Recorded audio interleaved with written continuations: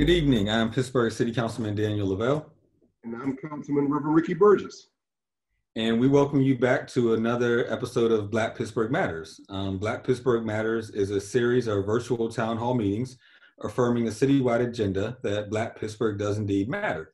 Black Pittsburgh Matter means that Black lives matter. It means we must protect the health and safety of Black people.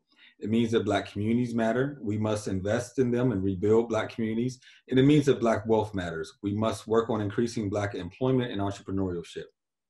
The Black community has been disproportionately affected by concurrent crises. The COVID-19 pandemic and its economic crisis, and race relations, which is also a public health crisis. Now, normally in times of crisis and great change, we'll be coming to you as the Black elected officials of Pittsburgh, having meetings across the city with our constituents, partners, and allies. Since we cannot do that safely in the current pandemic, we're now using this media and platform to come to you in the ways in which we can to talk about what we're doing and discuss policy and legislation concerning Black Pittsburgh. These meetings will be available via Facebook Live and Facebook, YouTube, and the city's cable channel. You can contact us tonight on the Black Pittsburgh Matters Facebook, or email us at blackpghmatters, that blackpghmatters@gmail.com. And either that or through the Facebook Live, you can contact us and ask questions, and we'll try to get them on the air. Today's town hall meeting is on the significance of arts and culture in the future of Black Pittsburgh. Historically, in the Black community, the arts has acted as a bellwether for the Black condition within America. And when Black arts, flourish and thrive, the Black condition often improves. We saw it during the Harlem Renaissance of the 1920s, and we saw it during the Black arts movement of the late 60s and 70s. And we've also seen it here in our city in the 30s, 40s, and 50s when the Black arts was thriving in the Hill District community. What we've also seen is great Black writers, musicians, performers, and scholars offer hope and invigorate Black activist movements. The Black arts have a special means of speaking truth to power in times of great hardship, and they have often helped lead the way for positive change for Black Americans and for America as a whole. In our current period, with such a reinvigorated push for protecting the health, safety, and well-being of Black people and Black communities, we think that arts are crucial. Black art is an essential tool in helping us to express Black realities during difficult and uncertain times, but the Black arts are also visionary and help us imagine what we can be. The Black arts not only help us to understand and think about our past, they help us envision Black futures. As we, Councilman Lavelle and I, along with city government, begin a quest of rebuilding Black communities and Black business districts, reimagining police, and building a more equitable Pittsburgh, we both believe that the arts are just as crucial to the movement now as they were in the past to the civil rights movement. In order to have this conversation about the role of Black arts in activism and the future of Black Pittsburgh, we are joined this evening by pillars in the Black arts community, those with roots in Black Pittsburgh, with a recognition that that legacy stretches far beyond that. That being said, we are honored to welcome with us tonight Dr. Kimberly Ellis, poet, playwright, professor, and performing artist, who also happens to be August Wilson's niece, Miss Janice Burley Wilson, President and CEO of the August Wilson African American Cultural Center, and the curator and director of the Pittsburgh International Jazz Festival, and Miss Antoinique Kinzel, a vocalist, educator, and director of programs for Arts Ed Collaborative, who is also a mentor to my daughter, also a singer, Candace. We want to welcome them all to our town hall meeting this evening. Thank you. Thank you. So much. So I'll begin, and maybe I'll begin with Dr. Ellis, because in many respects, I think you are an artist, but you also are a historian. You also are an activist in many respects. And so I'm curious, and for people who don't know, you've produced plays, that sort of talk about activism in the Black community. And so I'm curious how you view what is currently taking place and the role that art should have in pushing the current movement forward. Okay. Well, thank you so much for having me. And it's a delight to be in such great company with Janice Burley Wilson and Anthony Kinsel. And both of you, Reverend Burgess and Daniel Lavelle, thank you. So I think that the arts are not just important, but they are pivotal, and they are ceremonial, and they are to be primary. Particularly because I am a scholar. I define myself as a scholar, artist, and activist. And I'll take my glasses off just so that I won't have ring light reflection. And I have to say that, one, as a scholar, facts matter to me. History matters. It's so important. You know, John Henrik Clarke says we're always supposed to use history like you use a clock to tell you what time it is.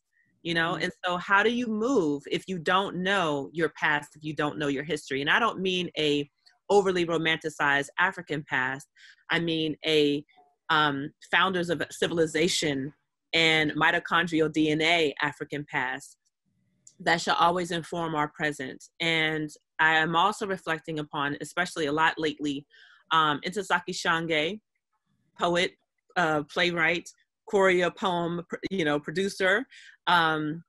She said that during the Black Power movement, which, coupled with the Black arts movement, that it was always very important to start every single meeting off with art. And the reason why you do that is because even if you're at the height of political tension, racial conflict, gender wars, that you start off every meeting with art because that is your goal. Your goal is beauty. Your goal is peace and justice, and to build a beloved community. It is not to be constantly embroiled in battle. It is not to stay in the fight forever. You do want to fight for justice and you do want to win, but the ultimate goal is your beauty and that peace.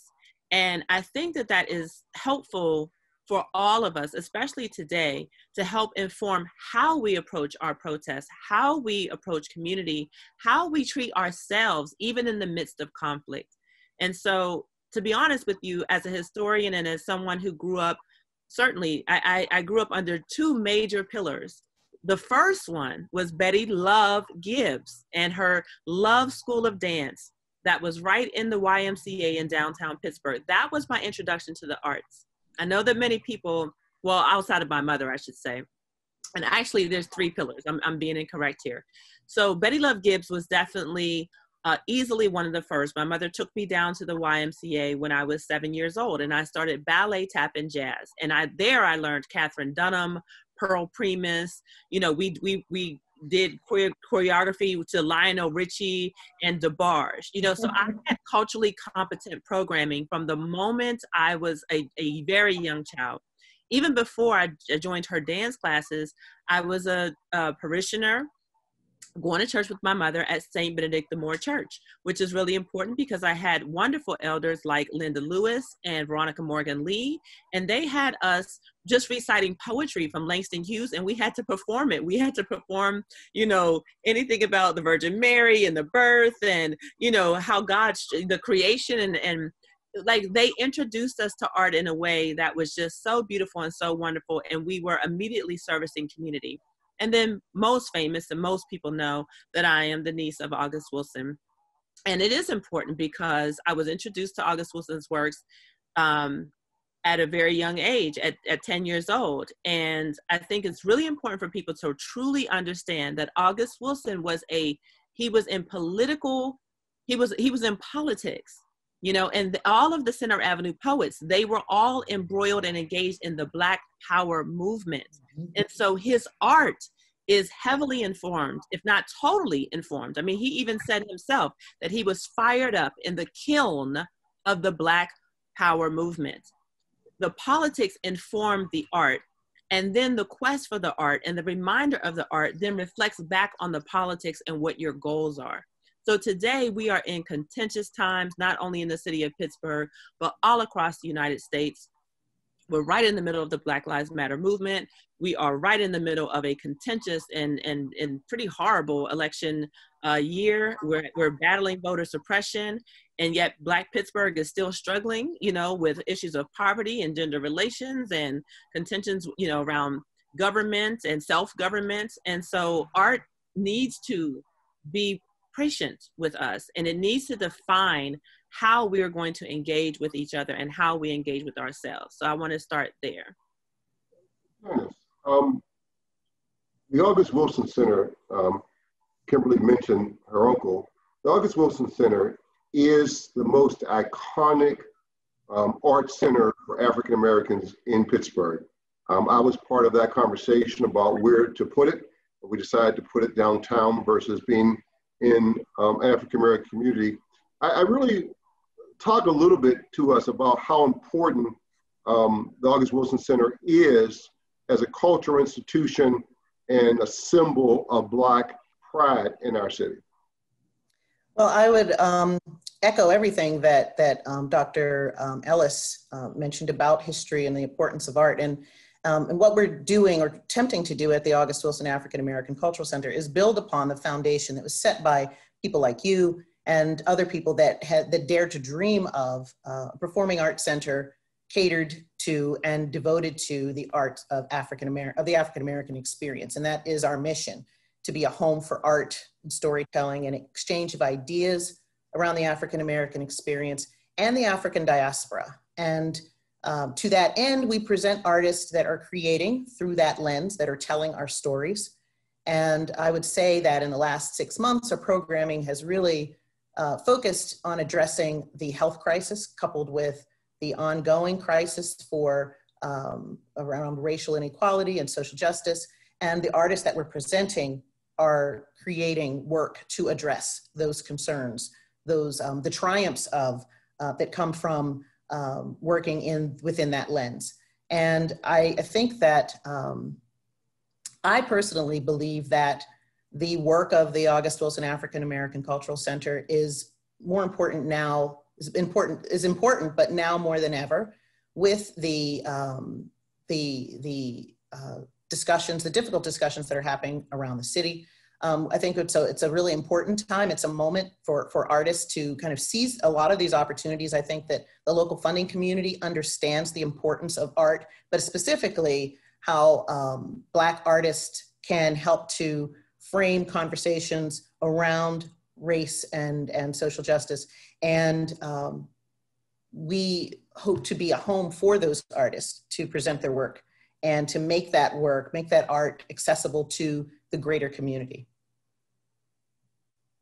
Can you just follow up and talk a little more about how we can continue to support the arts in the midst of COVID, with so many of us working from home, not being able to get out, not being able to participate in the arts like we once were? I know I received an email from you, I think 2 weeks ago, with different levels of the way that I could join and become a member and participate. And I am going to do that. But if you could also just let us know how we can support the arts and how critical it is to continue to support the arts even during this time. I think that a lot of people receive emails like the one that you received and think, well, there's, I can't commit to an investment of this much or that much, but every dollar counts, every view counts. So you have so many artists that are taking their work online, they're virtual. And when you're viewing their work and giving that encouragement, they can then take that and present that to those that do have the funds to support their work. I think right now, the community and especially the local funding community really needs to invest in the careers and support the livelihood of artists as opposed to in programs. We all know that so many artists they find ways to create this incredible, impactful art with limited resources, but why should they have to? So I am of the belief that funding organizations, foundation community, individuals like you and like others that have the ability to support artists should support an operating support so that arts organizations can invest in the staff. They can hire a CFO, can hire a marketing analyst or an IT expert. If we didn't learn anything from this shutdown due to COVID-19, was that if you didn't have the internal infrastructure within your organization, you were cut off. Your voices weren't heard. If you didn't have the ability to pivot, is a really overused word at this point, and take that art online, you missed a lot of opportunities. And I also believe that larger arts organizations that have put out their statements of support for diversity and equity and inclusion really need to do more in the area of hiring Black people to have leadership roles within their organization. I've had a number of organizations that have approached me and asked us, the August Wilson African American Cultural Center, to partner on a diversity effort. But my first question is, do you have any Black people within leadership roles within your organization? And I mean in finance or marketing or development, the roles that determine the trajectory of an organization or influence the brand or the programming or the emphasis of that organization. If you don't have that, then as far as I'm concerned, that commitment isn't ringing true. So back to, how can individuals support art organizations? Providing your expertise. If you are a finance person, then you can volunteer and provide some support for local artists or arts organizations. If you are an excellent writer and can help with grant writing, these are the resources that arts organizations need right now to take advantage of a lot of those opportunities that are out there. I know that when COVID-19 when it really hit and people realized, okay, we really need to change our game plan. And a lot of funding opportunities were presented. A number of resources, a number of organizations were providing funding opportunities for artists. If you didn't know how to write a grant proposal, if you didn't have the time to invest in researching those opportunities, you missed out. And I think that that's where the emphasis really needs to be right now, is building the capacity, infrastructure within smaller arts organizations and providing that support to individual artists so that they can take advantage of all of the opportunities that are out here. Thank you. And Monique, I got exposed to the arts as a young man in kind of two different ways. I took music lessons. My brother had played before me, and so I was required to play, and was blessed to be able to play in a few symphonies and got exposed to classical music. And then at the Homewood Library, with the old 33 1/3 albums and a book of plays, I stumbled onto a play called The Royal Hunter of the Sun, and I was mesmerized by it. I hadn't seen it on stage, but had just heard it on the album and read it in the book. And I've spent maybe the last 40, 50 years since then trying to understand theater and do a little theater myself back in the day.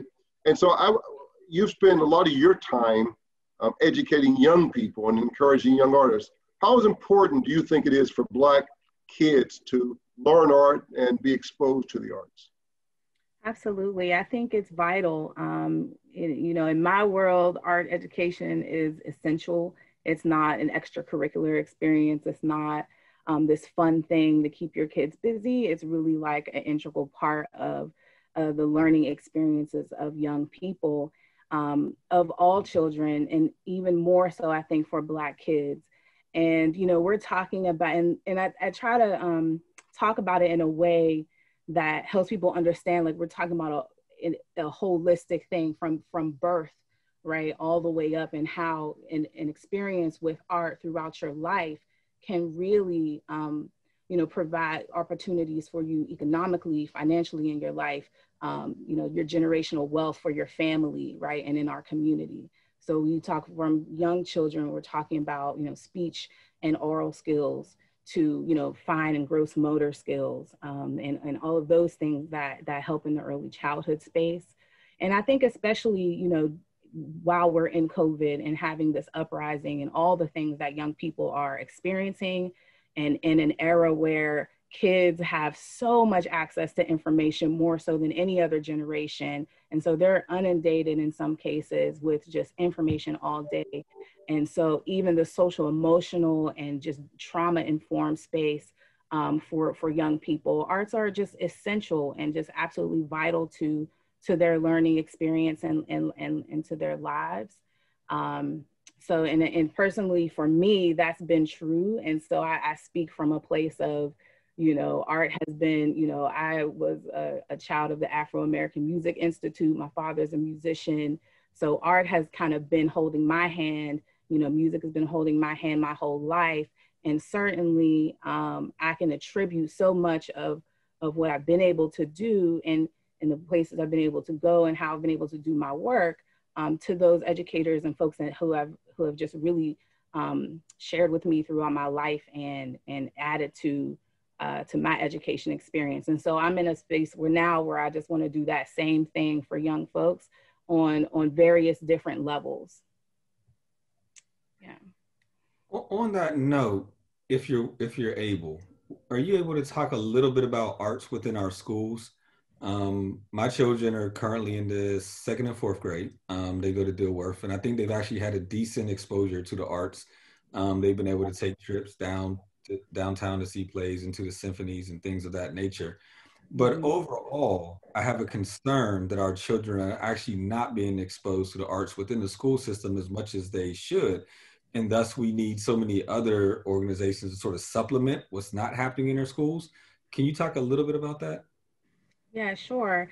I think that's a great snapshot. You have some schools, particularly here within Pittsburgh, you have some schools who have been able to do it well for a long time and have a great history, like Dilworth, of providing really great arts opportunities for their kids, both like on the school level, within like during school time, and also in the after school space.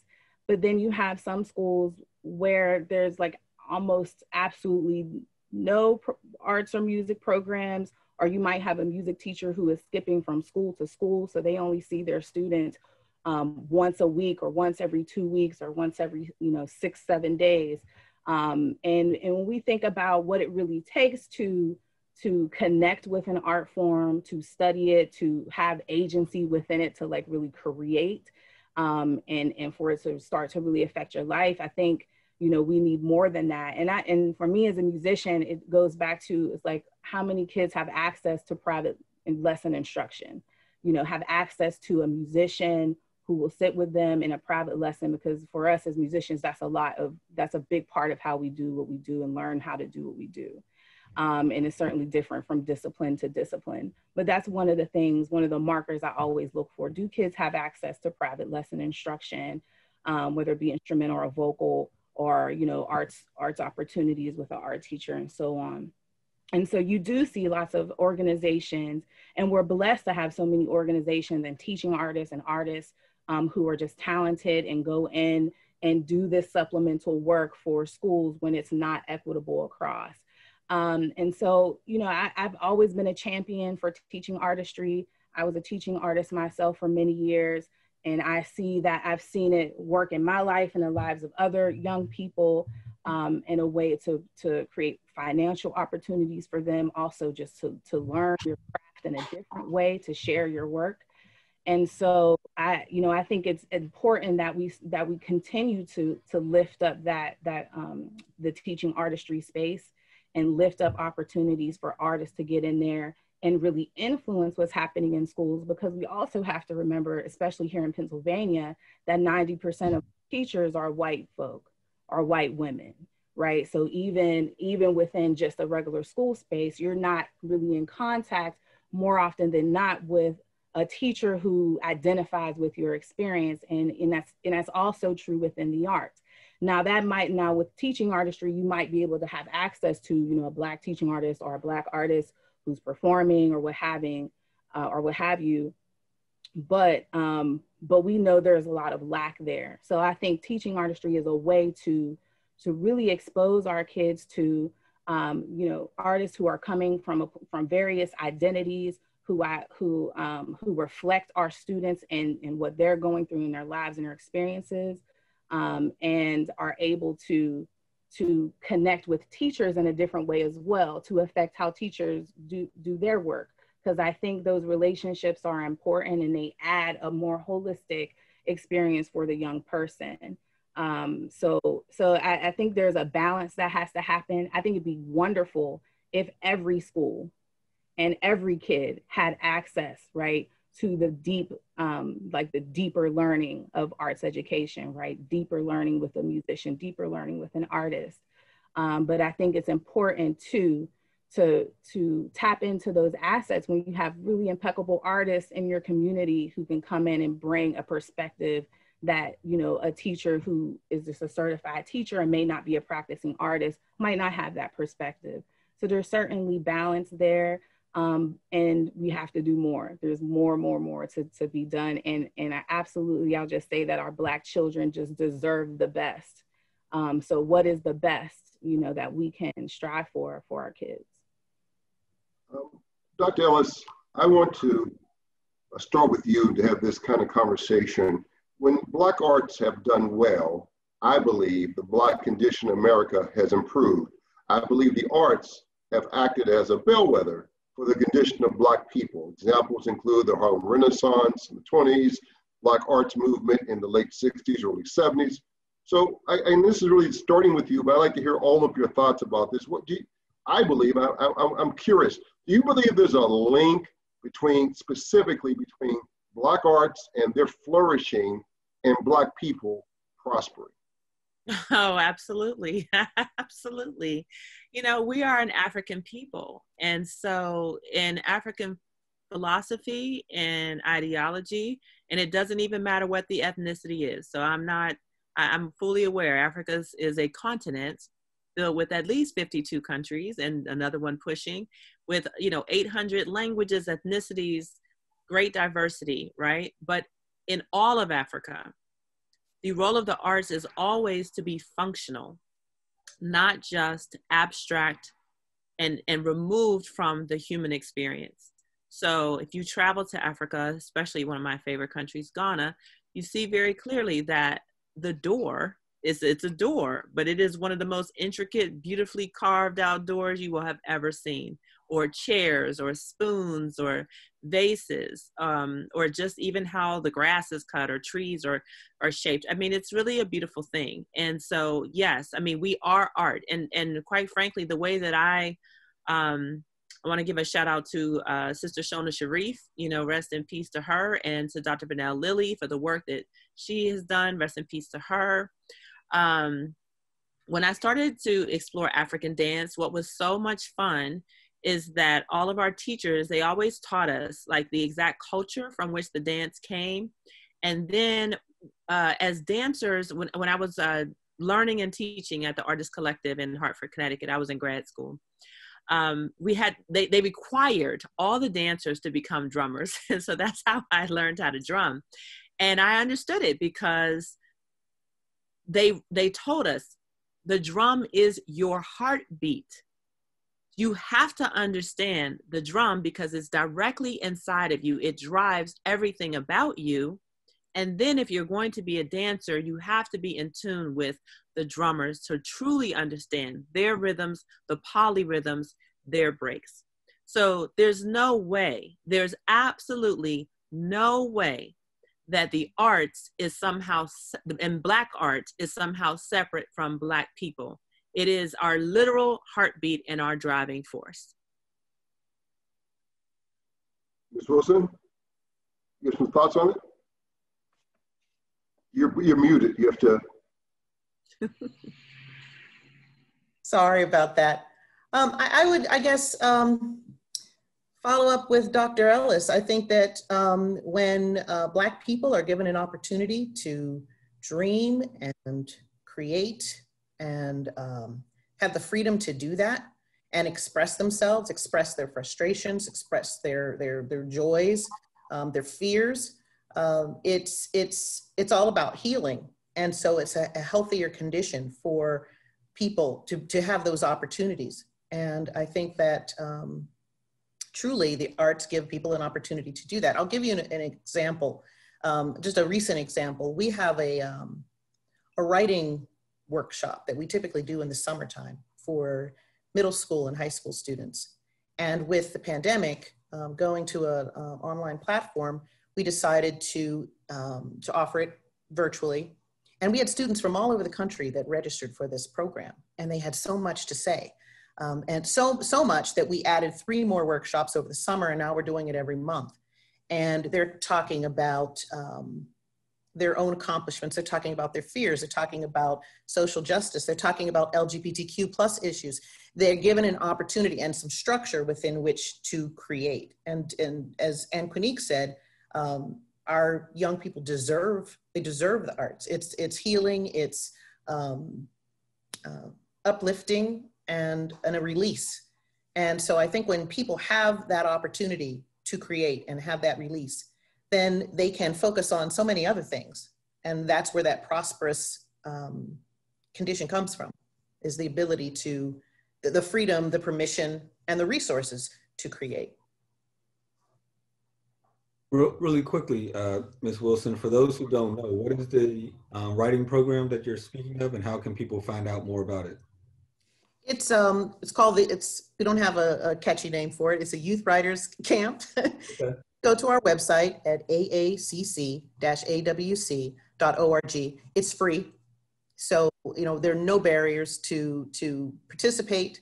We've had parents that have said that they were willing to pay for it, but we didn't want to add that element to it. We wanted people to, young people to feel as though they were, they had the permission to sign up once, sign up every month. And literally the students are coming from, they're signing up from all around the country. So they have a lot to say. And, as I forget who mentioned the fact that there's so much content media coming at them, and they use their social media to express themselves, but it's not the same as some structure and also a nurturing environment for that.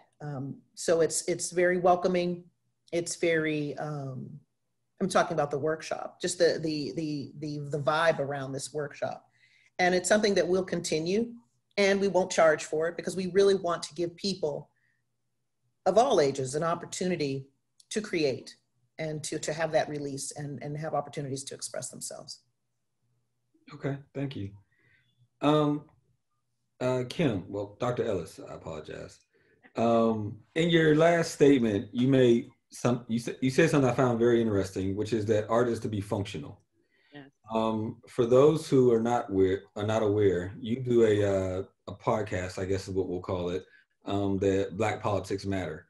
But what I noticed on your sort of banner for it, you have a picture of Darren Seals, who was one of the civil rights sort of activist protesters that was killed in Ferguson.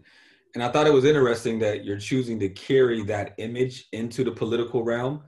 And I'm just curious as to why you chose to do that, and why you feel that is important. I'm assuming it ties into the notion of art being functional, and so that having a functional relationship to politics. But if you could talk about that a little. Sure, I would love to talk about it. Councilman Lavelle is talking about my background graphic. I wish, oh, and you know what? Micah has it, so she might even show it at some point. So I just want to clarify though, all of the Ferguson activists definitely, and Ferguson emerged in 2014 when Mike Brown was shot and killed by Officer Darren Wilson. And it sparked a huge movement, largely unfortunately, we're very used to police killings in that way. But what we were not used to was the vociferous, militarized police reaction. And that is the only difference that we can see that made Ferguson, right? And it was very interesting because it was like, where's Ferguson? Who are these people? It wasn't like Los Angeles or New York or, and so that put Ferguson on the map. Was just like basically 2 straight weeks of like militarized type of repression after this police killing that was in question. And then of course, Mike Brown certainly wasn't the perfect victim, right? So all of the activists, they mattered to me and they affected me. And at the time I was caregiving for my mother, so I couldn't physically go to Ferguson. But many of us who were digital activists and defending the humanity of Trayvon Martin in 2012, we were all called Trayvon warriors. And we started to humanize Trayvon long before the jury nullification began, you know, with the case of George Zimmerman, because they were definitely putting Trayvon Martin on trial for his own death. Okay. And so we had experience, and we were very sad about the verdict, and we had suffered that loss. So we all came together again and adding more people when Mike Brown was shot and killed. And then you had the Ferguson uprising. And so I say all that to say we engendered a lot of digital activism around Ferguson. And so our job, especially those of us who could not physically be in Ferguson, was to make sure that people knew where to watch the live streams, whose live streams to watch, how to report on Ferguson correctly. We would live tweet the live stream. And then we would inevitably wait for the misinformation, the misdirection, the inappropriate and racist media narratives that came out in the morning. And we would get up in the morning and we would correct the narratives. And then it would start all over again, because the peaceful protests always happened during the day. Then nightfall would come. Then there was those high impact collisions with the police and so on and so forth. Okay. So I just wanted to set the stage for that, because there were a number of activists that passed away in Ferguson, and Darren Seals is one of them. However, that's not Darren Seals in my graphic. That's actually an activist named Edward Crawford.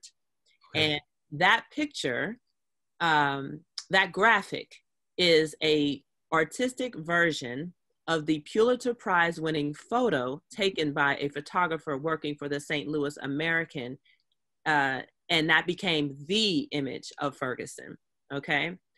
The sad ending to Ed Crawford is that he ended up committing suicide. And he had 4 children, and I knew him. I reached out to him digitally, and I actually tried to work with him to kind of change some of his branding, because quite frankly, I'll just be perfectly candid with you all. You know, his Twitter address was I Flood Panties. And I was like, you know, Ed, I know that you're trying to keep it real, but you're not going to be able to fully market yourself well, and you're not going to be able to capture and benefit from your own photo if people don't know at least how to find you as Ed Crawford. And so he's like, oh, sis, you know, I got to keep it real. I said, okay, well, keep it real and create another account. All right. So we were in the middle of those types of conversations, even though I didn't know him personally. And so I was able to meet him during the first year anniversary of the Ferguson uprising. We met in person and we hugged, you know what I mean? We talked, and I had a lot of high hopes for him, because Ed was a very absolute sweetheart.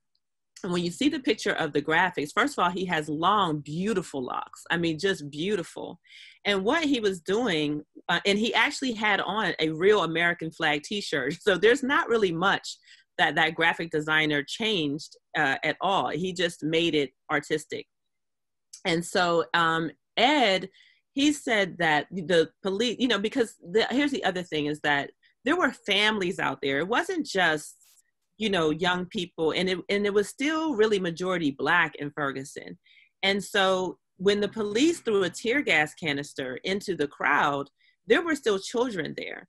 And Ed's narrative was he picked up the tear gas canister with his bare hand, and he threw it out of the way, and basically definitely back towards the police, but also out of the way, because he was trying to protect the children and everybody else from the tear gas. And we all know now that tear gas is extremely harmful. And where it is thrown, where it is shot, you know, it could blind you, it could kill you. I mean, there's, you know, if you have asthma, there's just so much, you know, tear gas is, so he really is a hero in many different ways.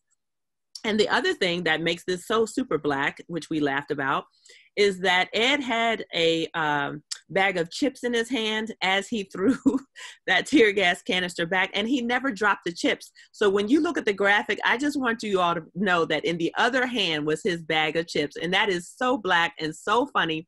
And we laughed so hard about it. Um, and so I use that as my background for Black Politics Matter, first of all, because at the time, State Senator Maria Chappelle Nadal, she, like you, Reverend Burgess, and like you, Councilman Lavelle, she worked on what she called Black Lives Matter legislation. And so she was working on this legislation because of what was happening in Ferguson. And then she kind of had a hard time trying to convince the protesters and others involved to come over to the state house, like come and like testify, tell them about your experiences, work towards passing this legislation. And I was speaking with her and I just said, like, I can't believe, like, why isn't the connection? To me, it's so clear that, you know, art and resistance and politics and history and practicality and pragmatic work that works to make real systemic changes in our lives, they're all connected to me. There is zero division. And yet there was a very large division between protest and the politics that would make the systemic change that the protesters were protesting about. And this is important because this is a year before the DOJ released their report on Ferguson. And they talked about how Black people were over-policed. Black people were overtaxed. They were pulled over for the most minute traffic offenses and or no traffic offenses. And basically their buildup and their constant ticketing and then them not being able to pay the ticket and then the fines on top, literally all of those unjust fees fueled the municipal city's budget. That's how horrific it was. Like it was a crime on so many different levels. And so Mike Brown's death exposed a whole host of corruption. It wasn't just about a police killing, all right? So all of that is really important because when it comes to Black Politics Matter, I started it in 2014 because Black politics matter. And you cannot excise politics and legislation and policy from what you're protesting about. And so I have to say that I think that a part of the issue, because to be honest with you all, I have been an activist since I was a teenager. I mean, you can ask people who went to high school with me. I created the first all school assemblies at my institution. At the time, it was St. Paul's Cathedral High School because they didn't honor Black History Month. And I set up a whole campaign and we won that campaign to the point where the entire school had to do 3 all school assemblies because basically, you know, we were told that Catholic schools, you know, breed academic excellence. And I said, how could you have academic excellence and you don't honor Black History Month and you don't teach Black history? I mean, this is so basic to me, right?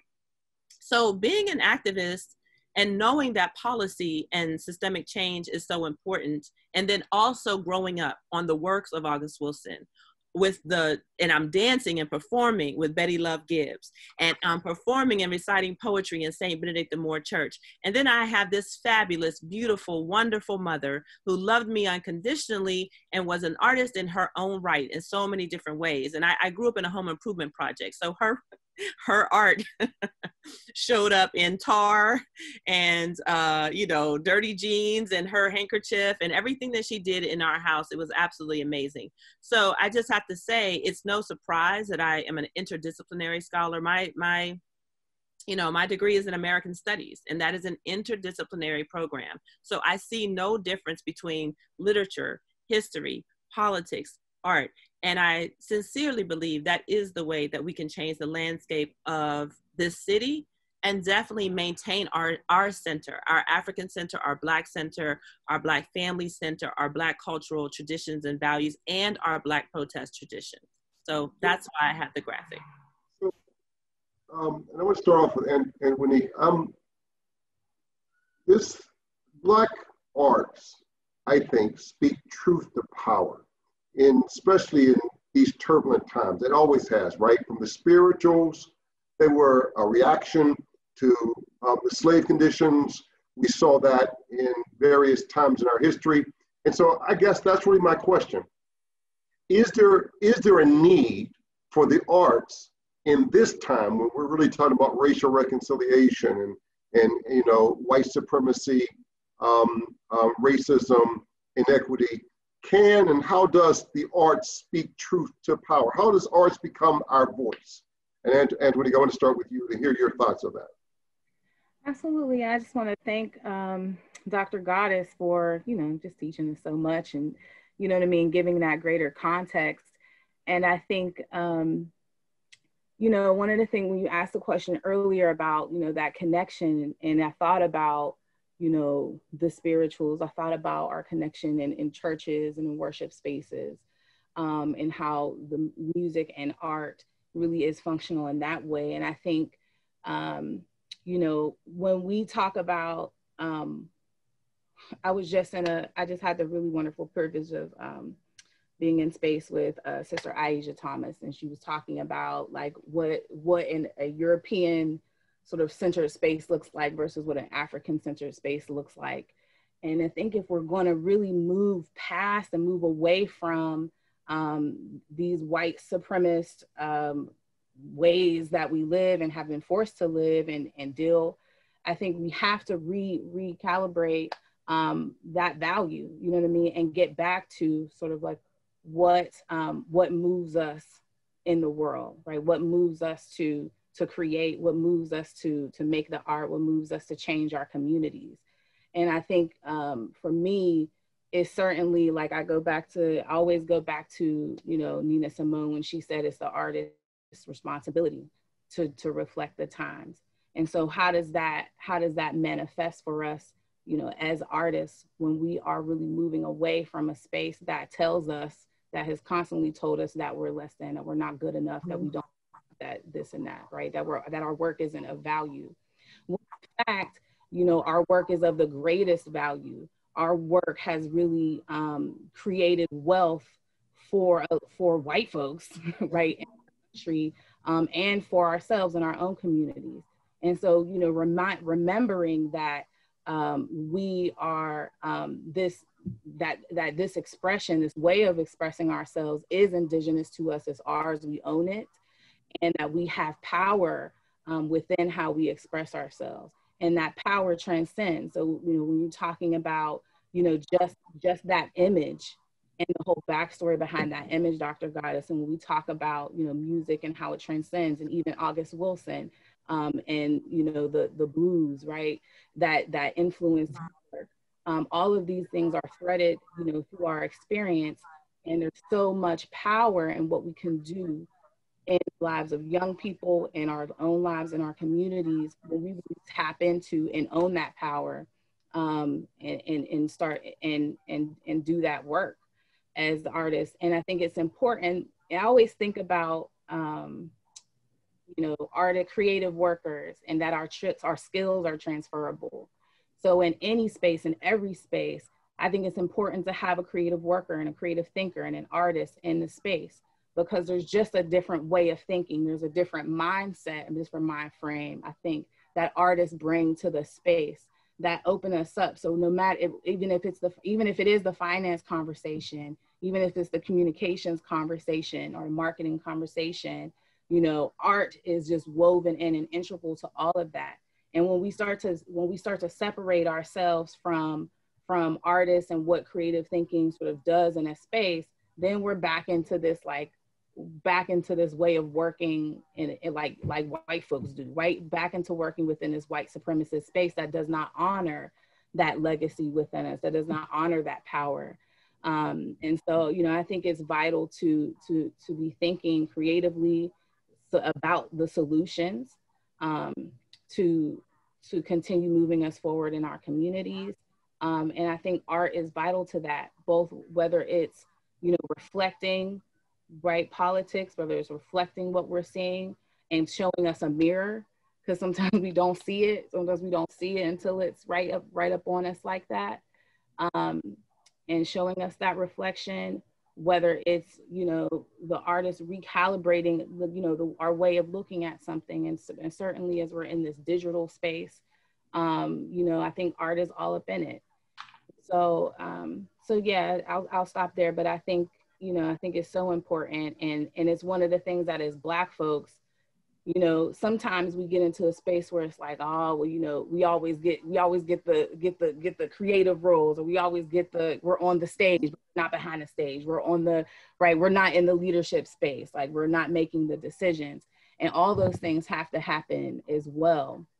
And I, you know, and we start to move forward to make sure that as Black folks making those decisions, while Black folks is on stage and Black folks is behind stage, and, you know, folks are woven throughout all of these industries.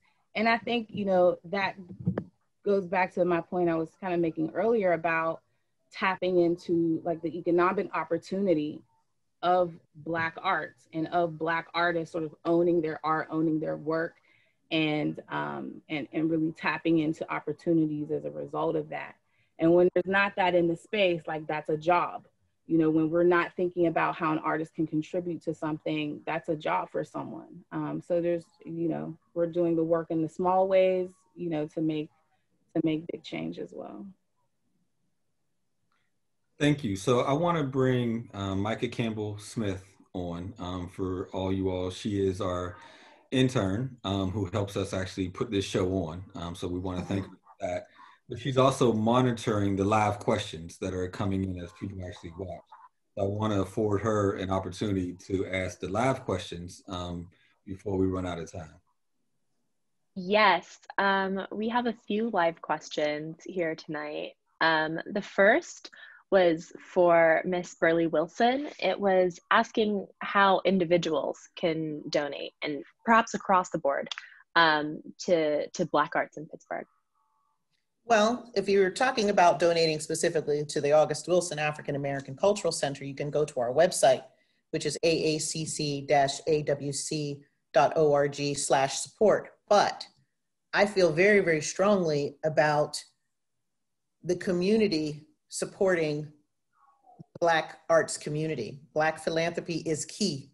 If you have $5, instead of buying a Starbucks coffee or whatever, send that to the arts organization that's in your community, that's serving your community, that's teaching your children. I think about the Afro-American Music Institute, which Ann Quinique mentioned. So many musicians have come through that organization and are now amazing musicians, or if they aren't amazing musicians, they still, they were a part of a really important community. And organizations like that should be supported by the people within the community. We have a lot of power.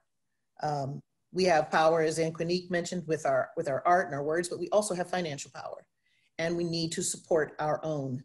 So I encourage everyone to support that arts organization that you enjoy, that you go to their shows, you enjoy their free concerts on the sidewalk. Well, the art isn't free. The concert might be free, but artists deserve to be paid. And I personally don't believe in artists performing for exposure. I think that artists need to be supported as much as possible. So support those arts organizations that are in your communities, those artists that you enjoy, that give you life, that give you inspiration. Excellent, thank you so much. The next question that we have from constituents is, how has art education been affected due to COVID-19 and virtual learning in the home? And when children are exposed to the arts, do you feel it produces creativity as a driver for entrepreneurship in the Black community?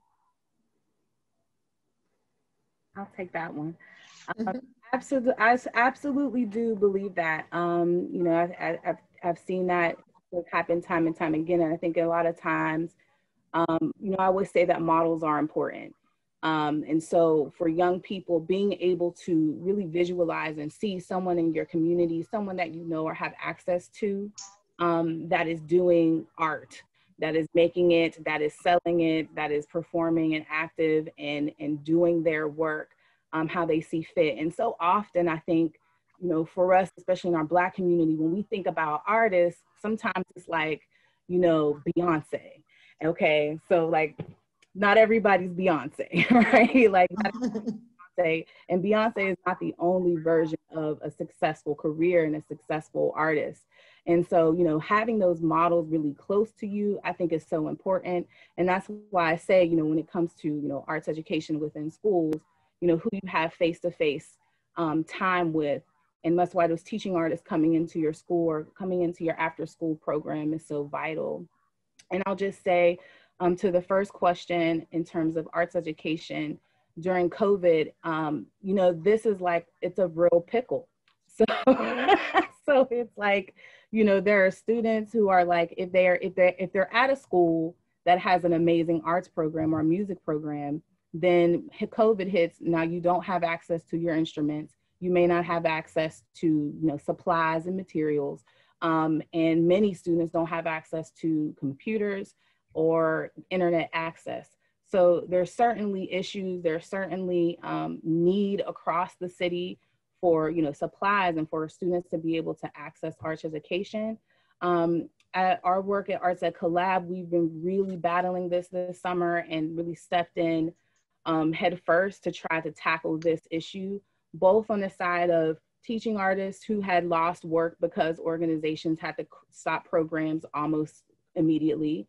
And then you have parents who are at home with their kids and have no idea how to, you know, how to do this and how to supplement. And then you have schools who are trying to figure it out as well. And they're really focusing on what, you know, core academic subjects and not really focusing on arts education. So I just want to encourage folks to check out the website, creativelearningpgh.org. This is a collaborative project with Arts Ed Collaborative, Legacy Arts Project, and A-Post, Allegheny Partners of Out of School Time. And on there, you can have access to tons of activities, videos by Pittsburgh-based teaching artists. They're amazing. And if you are an artist or a teaching artist, you can apply for a stipend to get to send content for the site. So it's a paid opportunity for teaching artists as well as you know, learning opportunities for folks who are at home. And you said that was, I wrote it down. Yeah, I'll say it again. It's, yep, creativelearningpgh.org. Please check that out. Okay, thank you. Yeah, for sure. Excellent. That was great information. I'm going to try and scoop that in the chat. The next question was some opinions on the removal of the Christopher Columbus statue. Yes. Somebody, you want to take that? I would love to. So this is interesting. So, okay, wait, let me go back really quickly because I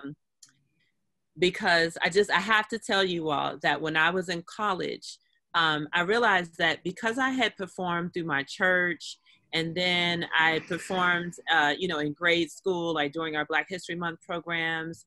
And then in college, you know, any and all clubs are supported financially.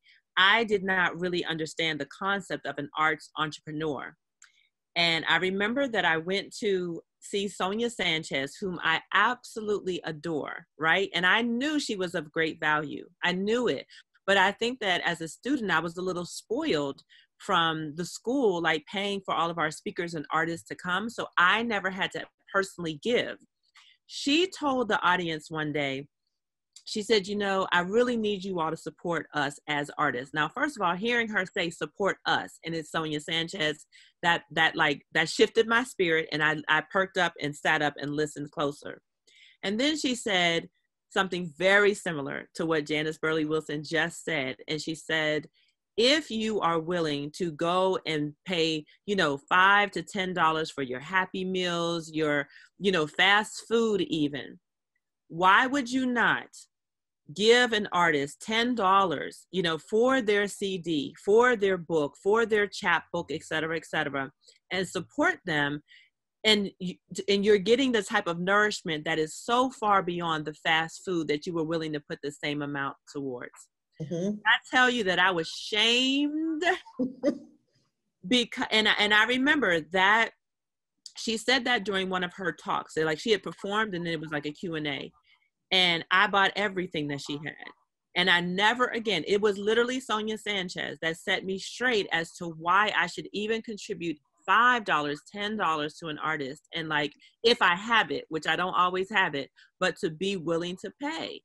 And that, and like, I just want to say, like, supporting arts entrepreneurs is so important. And then the second part is that when I became an arts entrepreneur, certainly one of the things that I did was I invested in myself first. So whatever little money I had, I invested it in my art first, because I had to believe in myself first. That is what I was always taught, and always taught, not that people can't contribute, but to be self-determined and to be self-reliant. Start there.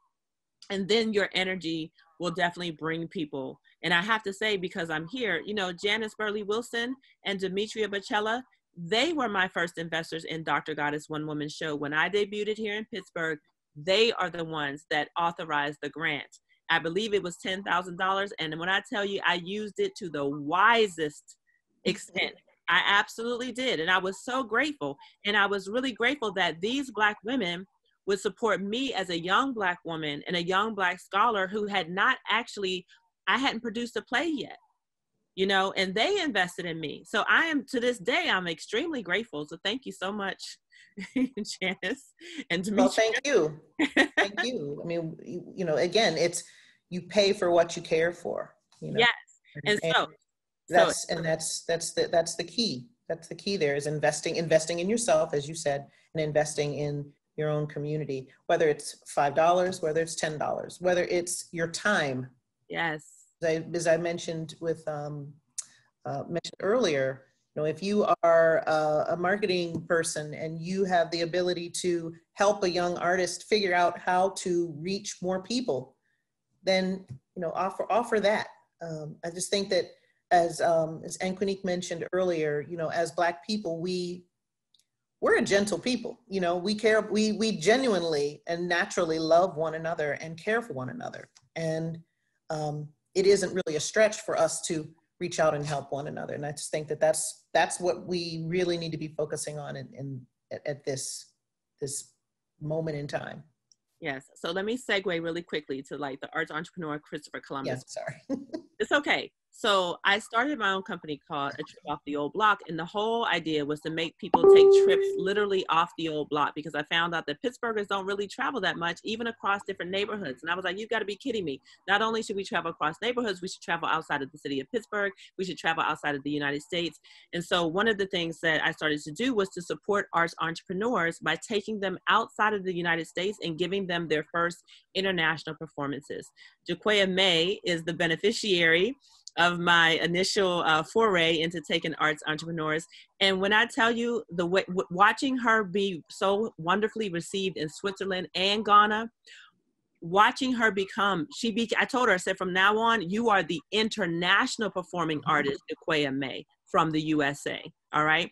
To watch people line up and buy her CDs, you know, and just shelling out money. They were so happy. You know, I love that, right? The reason why I'm able to do that is because I traveled throughout Europe in honor of my mother beforehand, which leads us right to Christopher Columbus. One of the places that I traveled to was Sevilla, Spain. And I ended up at the Alcazar Palace. It is a still living, working palace. And I walked in a room, and the signs on the walls, and then the pictures, the paintings on the walls, said that this was the room. I stood in the room, y'all, where Cristobal Colombo was assigned his sailor expedition by Isabel and Ferdinand to go and explore. He was supposed to be finding, like, you know, gold and riches, you know, and he got lost. As many of you all know, I mean, even though we're taught, you know, what is it, in 1492, Columbus sailed the ocean blue, he got lost, and he stumbled upon America, where indigenous people were already living, surviving, had created civilizations, and they saved those initial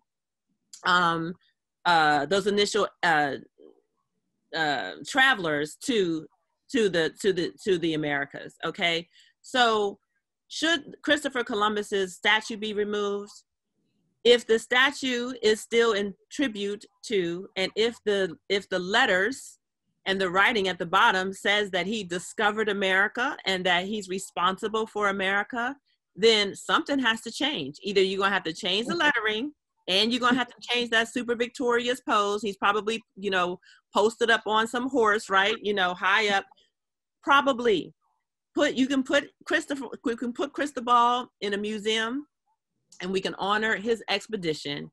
And we should really be honoring the Native Americans, the indigenous people who not only cultivated the civilization that we experience even today, even in our American democracy, the Iroquois, they contributed to the American Constitution. A lot of people just skip over that. They don't know that. And there's a way to honor anybody. We can even honor and remember and understand the Confederate soldiers in a museum. They don't have to be presented in our public art and in our public space as though they are the heroes that they are not, and they are not. And if you lost the Civil War to the United States of America, just like in Germany, there are no Nazi statues.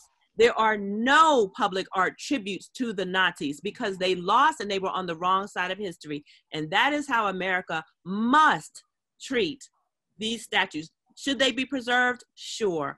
Put them in a museum. Let's go. Let's talk about them. I teach about them, but they should not dominate our public space and participate and perpetuate this white supremacist mythological narrative that does nothing but reinforce the degradation of people of color and falsely elevate white people throughout the United States. We cannot do that. This is 2020.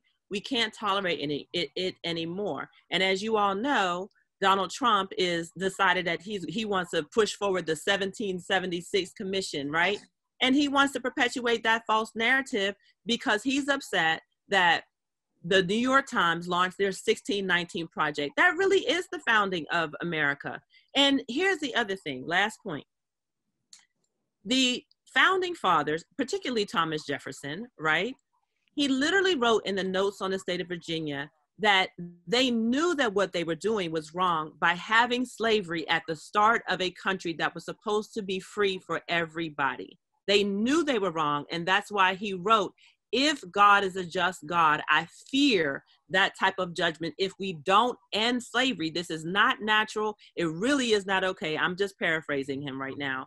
It's not okay, and we have to fix it. But since he and the others felt like they couldn't fix it right then and there because they were so economically dependent upon slavery, they decided to make sure that the American Constitution could be changed in the future and that we could have amendments. And that is why we keep talking about this more perfect union, because they knew it was imperfect. They knew it was hypocritical. They knew that it was partially evil at the start of America and that America could be great at some point.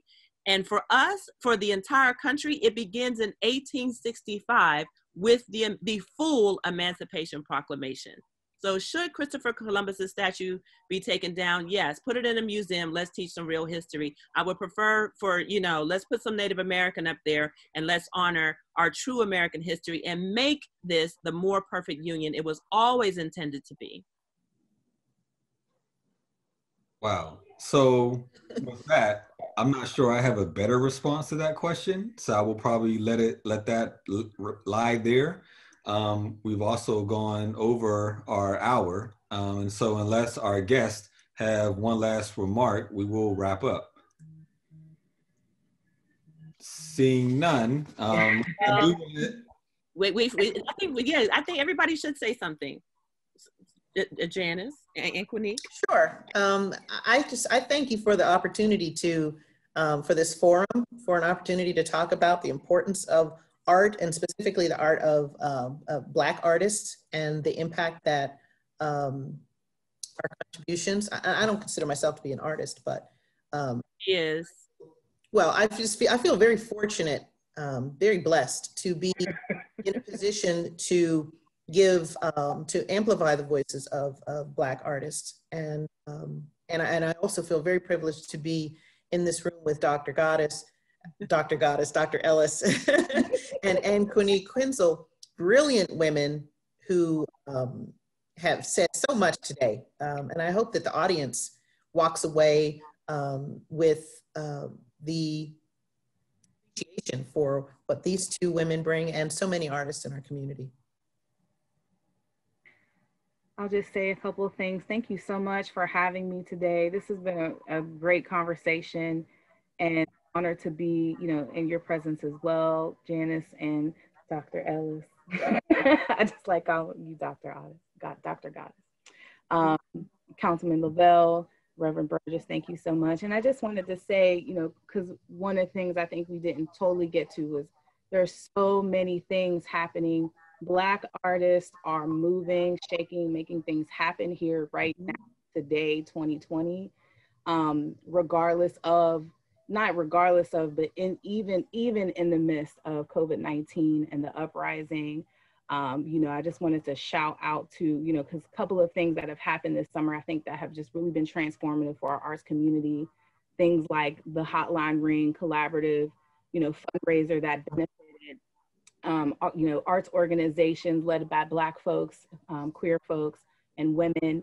And one of the things that was really special in that space too is I wanted to just name that, they as a collaborative decided that the two organizations led by Black women, in thinking about this report, right, that we've just recently read, should receive a higher payout of the fundraiser than the other organizations, and that's what we did. And I think when we start to think about what we want, the change we want to make, and how the arts and the arts living within us is different, right, from that white supremacist space, I think it is beginning to look at, how do we, how we have power, how do we just make changes, and, to offset some of the really, horrible experiences that we know Black folks have had traditionally here in Pittsburgh, and also just celebrating our rich history and our legacy.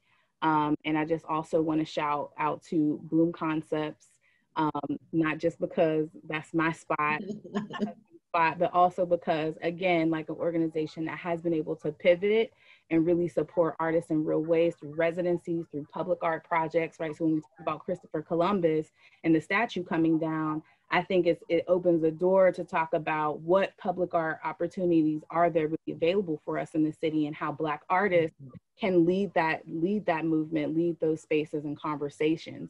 So, and should we remove the statue, but what goes there, and what statues can we create? What other spaces can we really show, our arts legacy here in Pittsburgh, throughout our city, on the walls and all the places.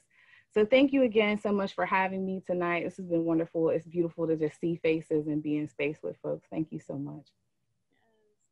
And thank you all as well. I have thoroughly enjoyed your company. I really appreciate all of you for each of your individual contributions. Since I'm wearing my artist hat, I am Dr. Goddess. Everybody calls me that.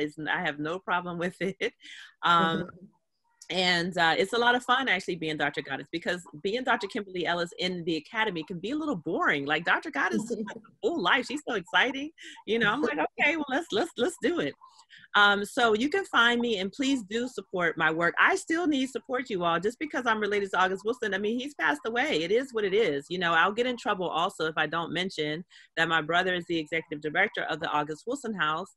And you should definitely celebrate, go visit the augustandaugust.com, which is the virtual festival that the August Wilson House did. They did a wonderful job. I mean, I participated, but I still say they.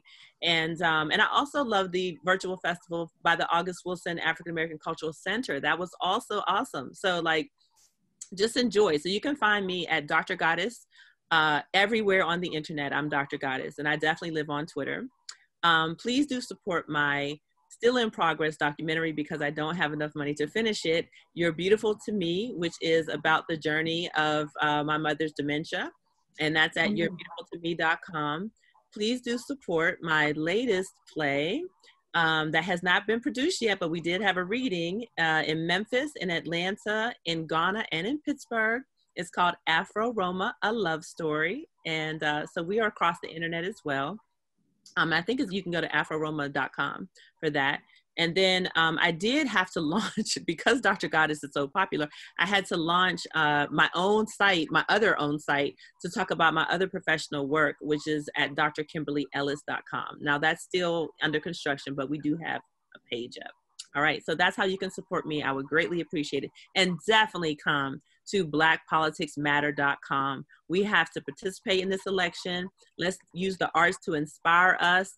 Let's always be artists and activists and pragmatically wonderful humanists that are going to build and continue to build a beloved community for ourselves and everyone else. So thank you so much for having me. And thank you all for participating. This was really enlightening for me. I learned a lot. I took some notes for some things I can do with my children. Dr. Goddess, you educated me a little as well. So I really appreciate you all. I'll have a simple request, which is to Ms. Kinzel's point, as you know of opportunities for government to promote artists, please let us know. As we take down statues, please remind us that we need to engage you on what should go back in that place. Just please hold us as government and elected officials accountable to supporting the Black Arts Movement. With that being said, I do want to thank all our guests for being here with us this evening. I want to thank Dr. Kimberly Ellis, a poet, a playwright, a historian, an academic, and a performing artist. I want to thank Ms. Janice Burley Wilson, the president and CEO of the August Wilson African American Cultural Center and the curator and director of the Pittsburgh International Jazz Festival.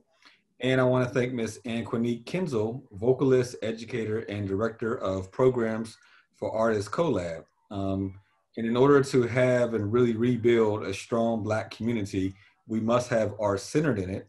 And both myself and Reverend Burgess, in collaboration with you all, are committed to rebuilding Black communities in Pittsburgh for Black people, by Black people, with our partners and allies. So I thank you all for your time this evening.